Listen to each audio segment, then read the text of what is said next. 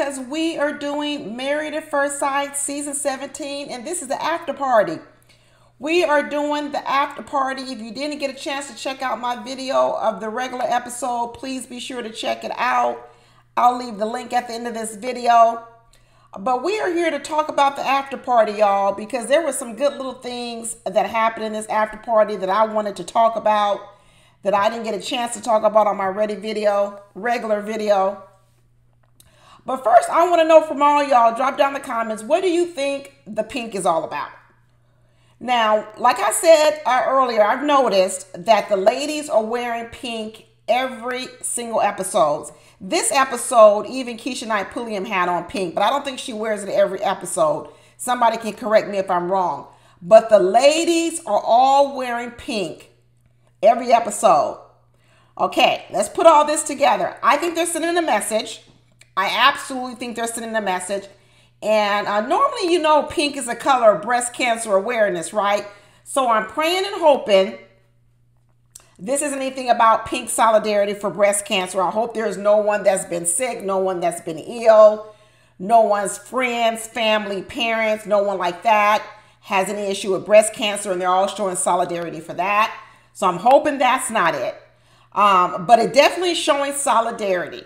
Okay, we do know that. And it's all the women are showing solidarity. Now, here's the other part. One of the things that we've all been noticing, me and a couple of other viewers I've been talking to down in the chat, is we're starting to notice that no men are coming on the after party. None. No men. Now, if y'all been watching my videos, I've been telling you guys that the men are talking to each other.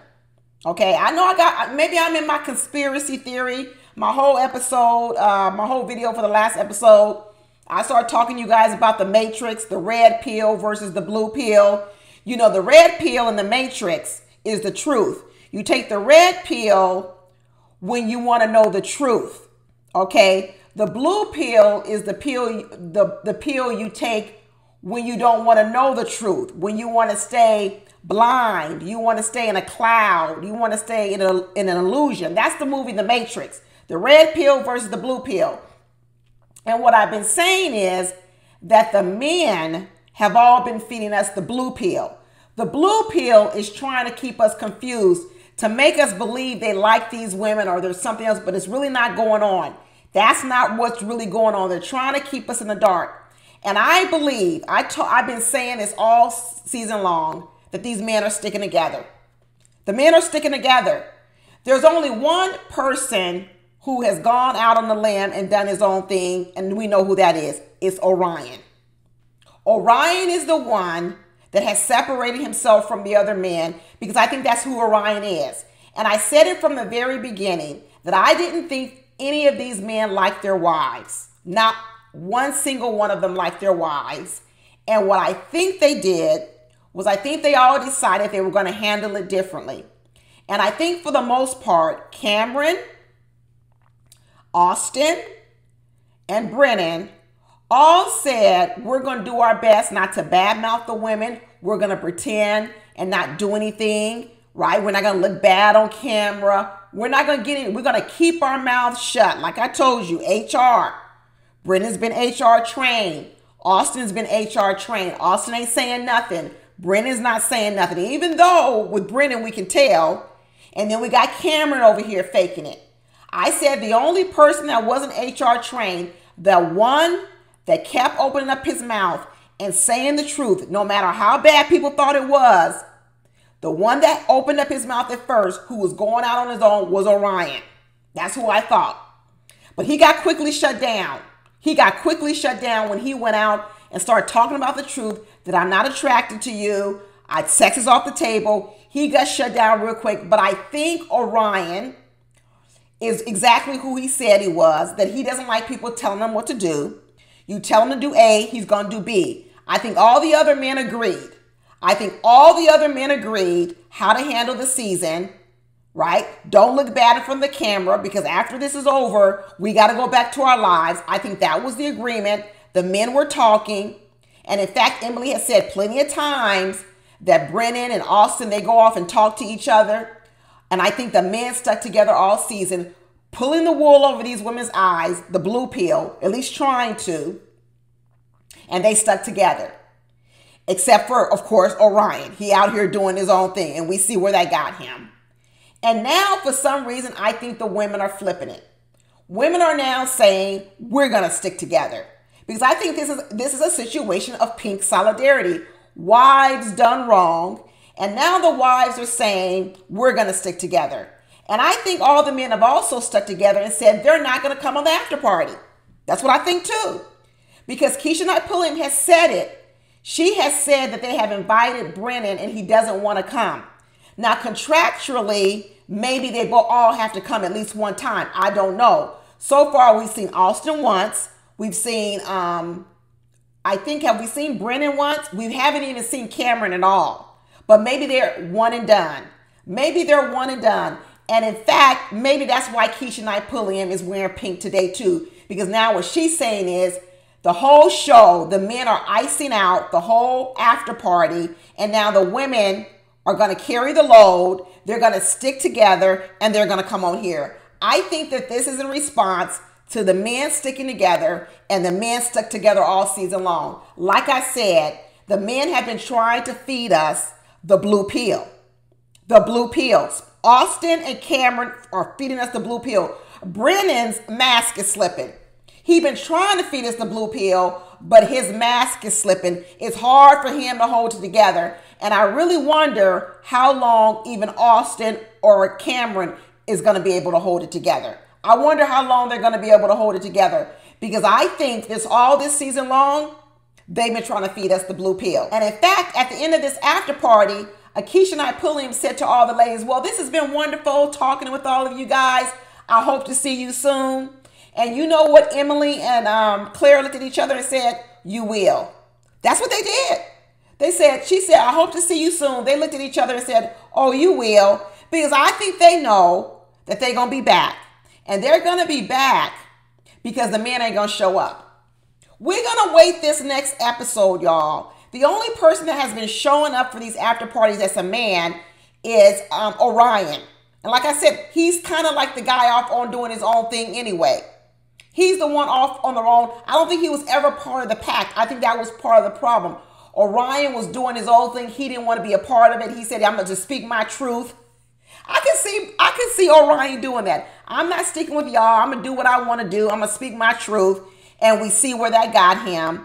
And so he's been the one that's been on the after party a lot of times. But they started off talking to Laura, Emily, Claire, and they started talking to Lauren. And, you know, Emily's saying there's been some highs and lows of this season. So she's happy to be here today because she wants to see, you know, she had heard about some of these episodes. And so now she's ready to be here to talk about it.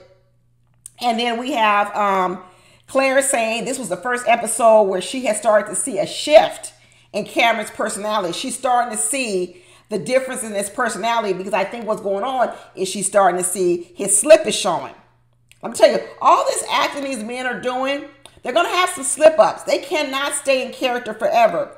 They're going to have some slip-ups. And we've seen a few this past episode. And what Claire is saying, this is the first time I've started to see some slip-ups with Cameron. And then they asked Lauren, you know, how are you doing? And Lauren says, oh, I'm doing the best that I can, considering I'm just trying to process everything and heal. Good Lord, Lauren. Oh, I'm doing the best that I can. That's what you say when, I don't know, like when you lost a loved one. Girl, how you doing? I heard that your sister passed away or whatever. Girl, you know, I'm just trying to do the best that I can. She talking about she doing the best that she can for a man. She only knew Orion for about 4 days, y'all. They didn't even make it through the honeymoon. They didn't even make it through the honeymoon, which was a week long. So they got divorced or broke up probably on day 5. And she talking about, oh, I'm doing the best that I can. I'm just trying to process and heal. Oh, good Lord. Okay, Lauren. Okay, Lauren. You know, I keep saying I don't understand how Lauren is so torn up over Orion. And one of the things I do know about Lauren is that Lauren, like remember before in the earlier episodes, I said Lauren and Orion were competing with each other. It was like the victim Olympics, the oppression Olympics. Who was the most oppressed. there's a part of me that also knows that Lauren, when she came on the show, one of the things I think she came on with a lot of confidence. Remember, Lauren was the one that said that she has watched all seasons of Married at First Sight, all seasons. She came on saying that, you know, like she had cracked the code, like she knew what she was doing, right? And it's really interesting that the girl who came on the show, the most confident in that she would go the distance, the one who kind of was like the know-it-all and knew everything, had all the answers, she ends up being the one that takes a loss at the very beginning. It's almost like, you know, you're a football team, Lauren's the football team, and they're favored to win the Super Bowl this year, but you get to the playoffs, which is his marriage, and you're favored to win a Super Bowl, but you play in the wild card team in the wild card playoff weekend, and you get knocked out by the wild card team. And Orion is the wild card team. It's almost like Lauren thought she was the favorite team to win the Super Bowl, to go the distance. She was so confident in the beginning because, you know, she's so smart and knows everything. And the next thing you know, she got knocked out by the wild card team in the first round of the playoffs. And I think she's just hurt over it. I think she can't believe, how could me, Lauren, who knows so much, who has the answer to everything, get knocked out by the wild card team? I was supposed to win the Super Bowl. I think it's her ego, y'all. I'm telling you, I don't believe she's so wrapped up into Orion like this. I don't. I believe this has nothing to do with her real feelings for Orion. I think this has totally everything to do with just her, period. So Emily starts spilling some more tea about how, you know, of course, Brennan doesn't like to open up on the camera. He's always trying to control what she says. You know, basically, she can't say anything negative in front of the camera. He's really trying to preserve his image. We see a lot of that coming next week with Dr. Pia, where he's trying to tell her what to say. He does not want Emily saying anything bad about him on camera, and he darn near wants to put a muzzle on her. They start talking about the housewarming party with Claire, about how, how does she feel about Cameron not inviting any friends or not having any friends to come. And she kind of said she took it personally, like his friends didn't want to meet her. And I was like, girl, that ain't it. He ain't got no friends. He doesn't even have any friends. But Claire did let us know that it was interesting that from the wedding, one of Claire's cousins started dating or went out on a date with one of Cameron's friends. So Cameron's friend went out with Claire's cousin and said, like, well, if they were dating, why didn't they even come to the party? Well, supposedly the friend was Cameron's friend was supposed to come, but he's the one that canceled at the last minute. But they're not dating anymore or anything. It was like a one and done kind of thing. And probably he didn't come because he knew Cameron didn't like Claire. For real, for real. But Claire's taking it up personally. She's taking it almost as if Cameron's friends don't want to meet her, when what my opinion is that Cameron don't have that many friends. It's the complete opposite. It has nothing to do with they don't want to meet you. It has to do with, I don't think Cameron has that many friends. I think Cameron has a problem making close connections with anyone, period. But she says she's feeling hurt. She's feeling as if he's not really doing anything to make her feel welcome. He's not going out her way. She says she's trying to really fit in with him, but he doesn't seem like he's putting any effort forward. So she's getting, she says she also says she's recognizing that she kind of has to talk directly to Cameron, that she can't really like beat around the bush, that she needs direct communication with him. And she's learning that's like kind of one of his styles. Then they flip-flop back over to Orion, showing that clip of Orion talking to his friend, where his friend is asking him, hey, you back out on the dating scene? And then Orion starts talking about, no, I'm not ready to do that yet. Talking about how he really caught feelings for Lauren and all this other kind of stuff. But he's divorced now, so he's gonna take a little bit of minute before he gets back out on the dating scene. Then Keisha and I pull him, ask Lauren, well, how do you feel about that? And she says, oh, it's interesting to watch because she's still confused why they got a divorce. What, Lauren? Lauren says, when Keisha and I pull him, ask her, how does it feel watching that from Orion? She says, I'm still confused because I still don't know why we got a divorce. This is what Lauren says. And she says, because he's saying he still has feelings for me and I still have feelings for him. So I don't understand why we just can't meet in the middle.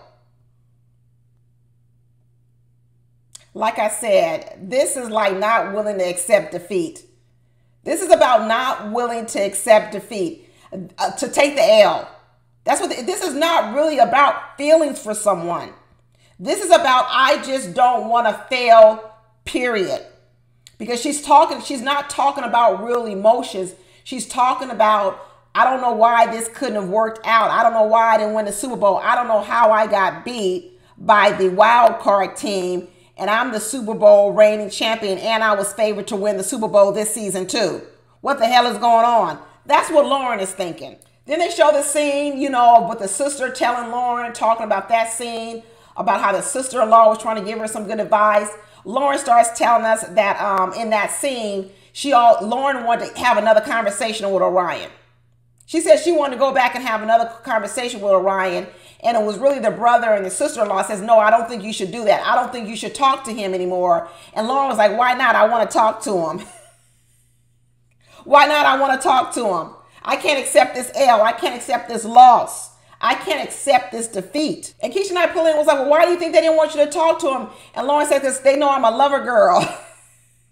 Lauren said they know I'm a lover girl, so they was kind of just trying to keep me away of getting my emotions too invested in and then getting hurt. Well, according to you, Lauren, it's too late. According to you, you already caught feelings and you are hurt.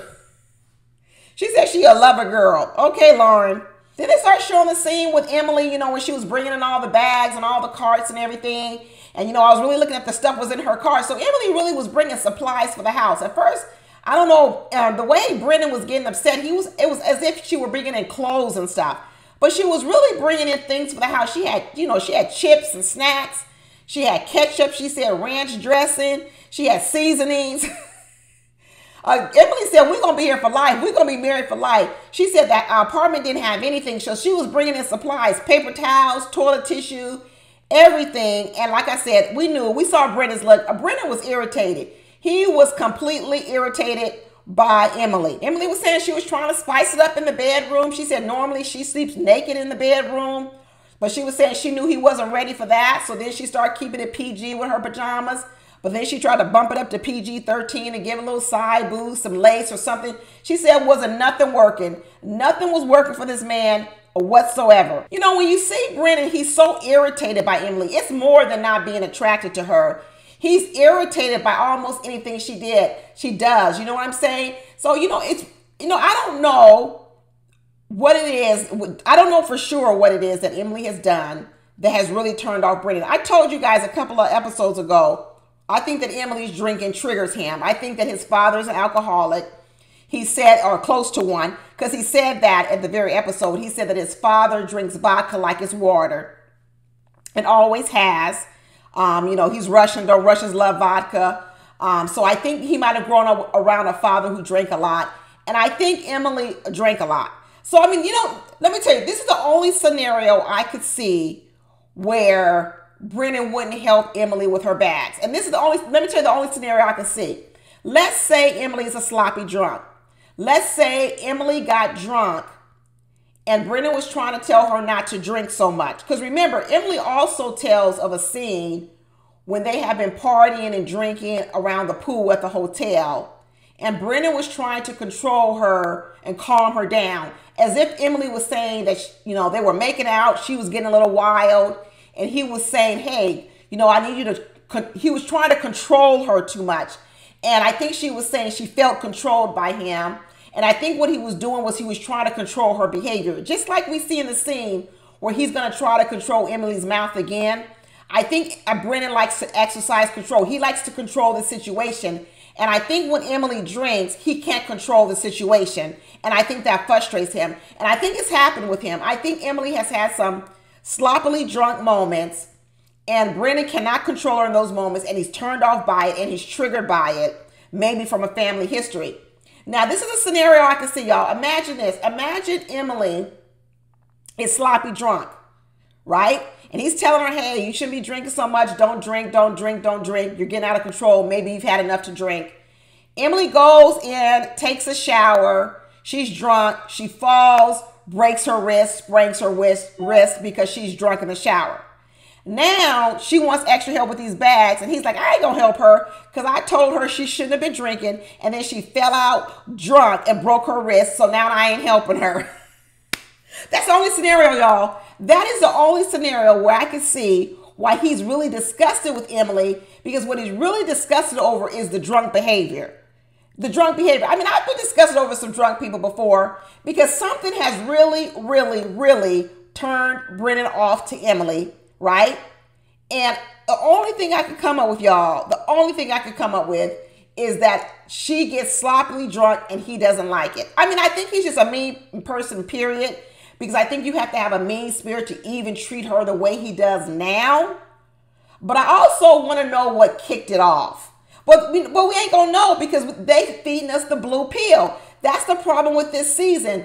They're feeding us the blue pill because they really don't want to say the real truth. Claire says she wished she and Cameron's night was filled with some PG-13. She said it's rated G.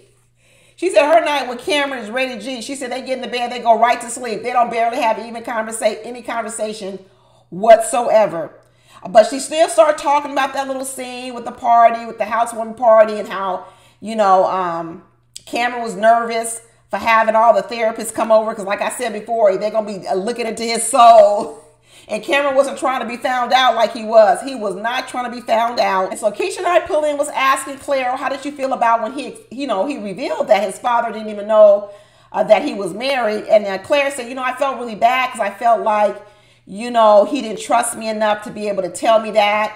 But then she also talked about how she was hurt over the fact that he lied to her 2 weeks later because she didn't really reveal it at the wedding. Because at the wedding, they showed the clip where he had told her, hey, we're going to go back to New Zealand and we're going to get married there. We'd have another wedding there. She's like, oh, okay. They showed the clip where he had told her that at the wedding, which means they had the conversation about the family.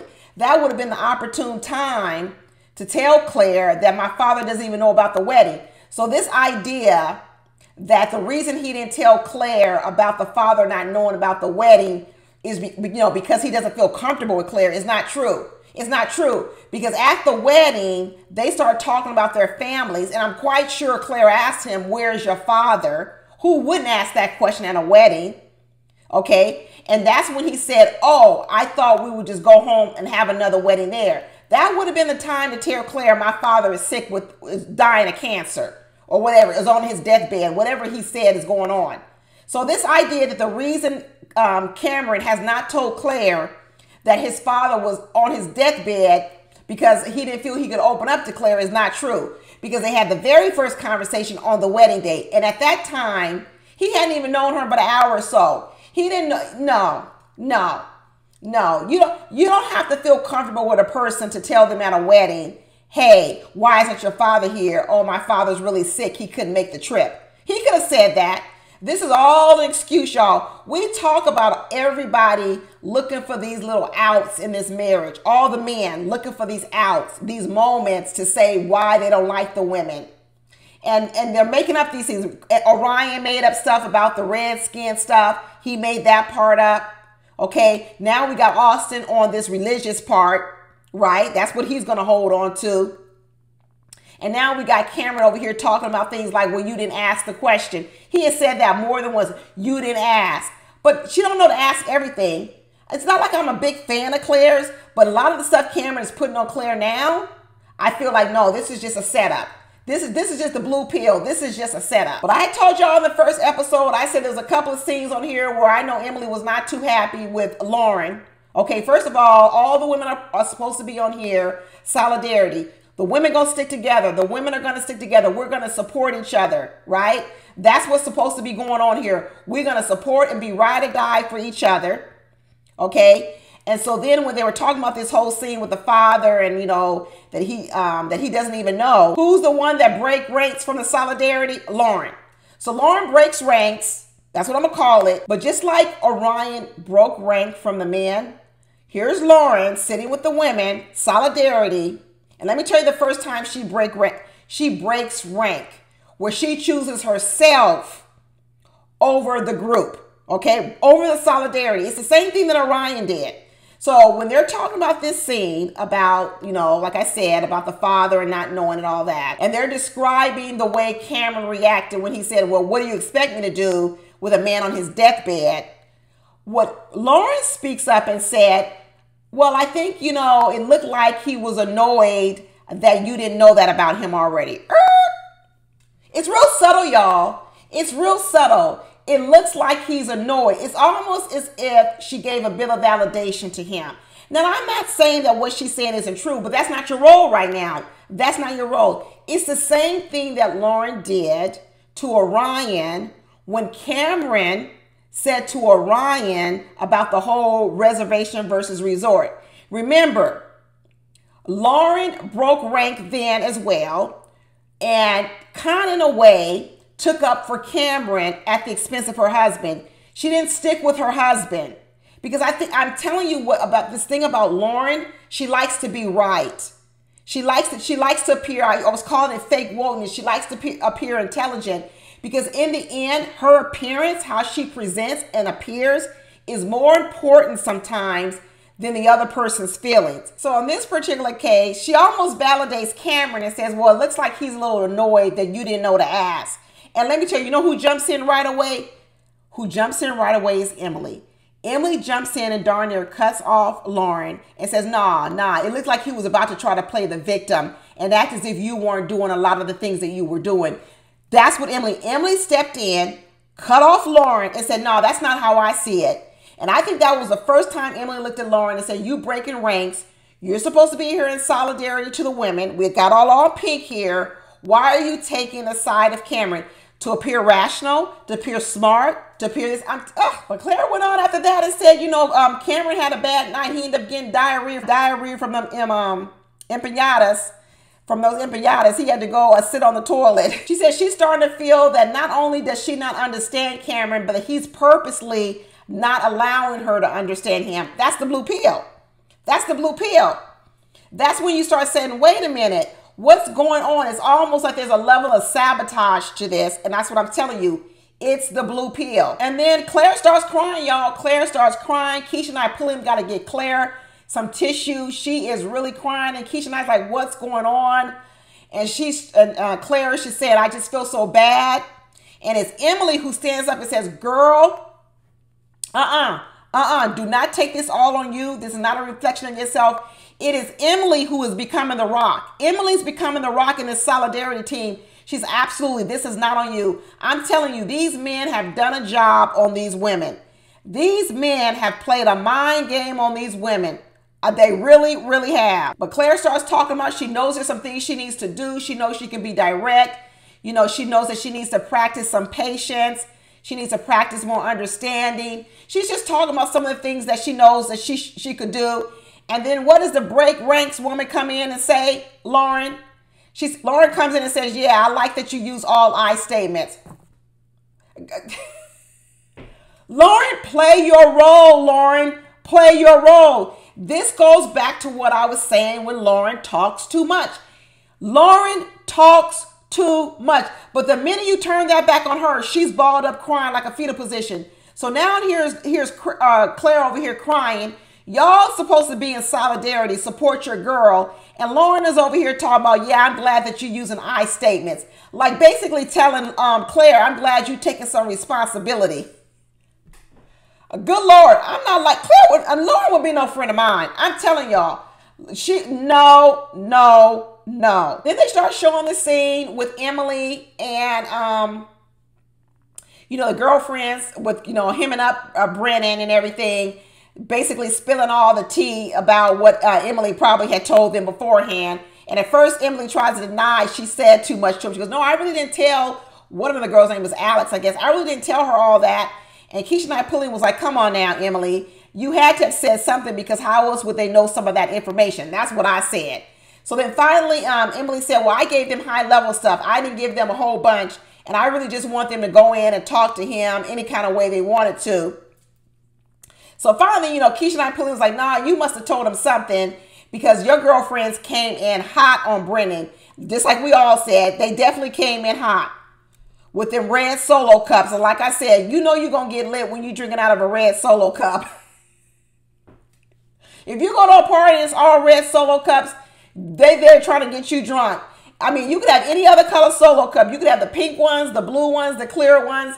That's different. But if they serving you out of a red Solo cup, this is a get drunk party. So Keisha and I pull in was like, yeah, you must have told him something. And Emily was like, no, I only gave him a high level, whatever kind of conversation. And so Claire jumps in and Claire starts defending Emily. And she started talking about, yeah, you know, Brennan, he just is always laughing at Emily. You know, he says it's almost like he's always laughing at Emily's pain. He said, even when we were talking about, you know, pulling the food out of the oven, instead of being helpful, he's too busy laughing at her. So Claire, she playing her role, right? She playing the ride or die role. I'm going to support you, girl. I'm going to back you up. She said, nah, it's not Emily. It's not Emily. She's kind of basically taking up for Emily to Keisha and I pulling. It ain't Emily. It's Brennan. Brennan's the problem. They playing the role. They got all they pink on. And then next thing you know, who chimes in next? The break ranks girl, Lauren. Here she go, breaking ranks again to seem intelligent. And she says, well, you know what? I can't kind of see Brennan's point of view minutely. What? Emily looks at her. She said, well, I can't see his kind of opinion a little bit minutely. I can't see his side of the story. Girl, that's not your role right now. That's not your role to see a Brennan's side at all. If you my girl and we got on all pink and we supposed to be ride or dying here tonight on this stage, even if you see his side remotely, you supposed to be quiet on that part.